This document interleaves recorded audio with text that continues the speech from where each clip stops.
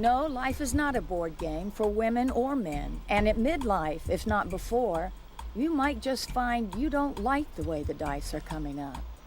Previously, men in their 40s and 50s could look forward to being on the top of the game, on the top of the hierarchy, rewarded, respected, and they could often coast until their mid-60s and gold watch and testimonial dinner.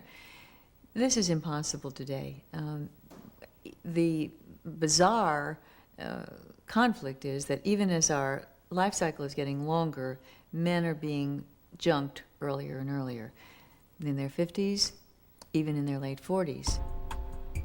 These fall guys of the economic revolution are absolutely without a script. You get a job with a company, you do your job well, you show initiative, you're going to be rewarded.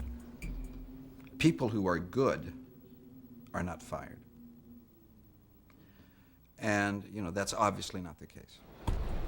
Jerry Dilley found that out when he was 46. For 15 years, he had advanced up the corporate ladder to vice president of a major insurance brokerage firm. But one day, his boss and a company representative called him into his office, told him his position was eliminated, and had him escorted out of the building. It was so very, very sterile. It was, we've reorganized the department, your position has been eliminated, the human resources representative will tell you of your severance, period. I think the worst part was dealing with the anger, trying to come to grips with it. Coming to grips for him was deciding the company had no other choice. But at midlife, what would he do? Once the anger was taken care of, then I could see, take stock of myself and see, what am I going to do now? What do I want to do? And it was scary.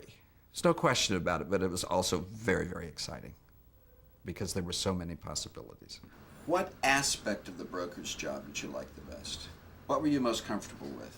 He chose to start his own business as an executive recruiter.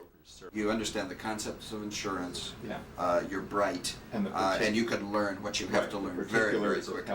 I think one of the major changes in my personality, which came out of the downsizing and coming to grips with it, is that I'm now able to empathize with people far better than I ever did before.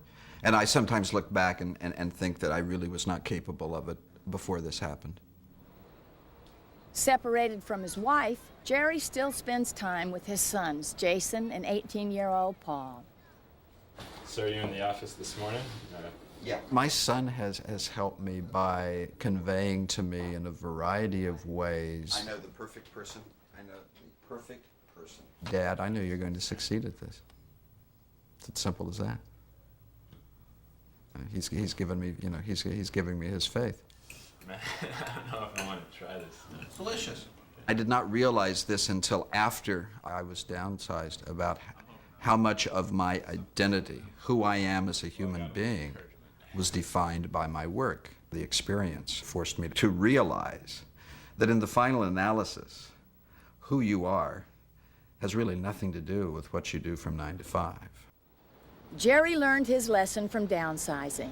But in your mid-40s, if you don't get it from the outside, you still might feel it from the inside. Almost everybody, as they reach their mid-40s, towards 50, will have a meaning crisis. That false self that we put so much effort into crafting and presenting begins to feel a little inadequate. And now people are looking for, what does it all mean? Am I really living out my values? Am I really spending too much time trying to please everybody? Am I just spending all my time competing for what? Where is it going to take me? What do I really care about? And that meaning crisis signals the little death of first adulthood and that false self. And it's the opening to a whole new adulthood.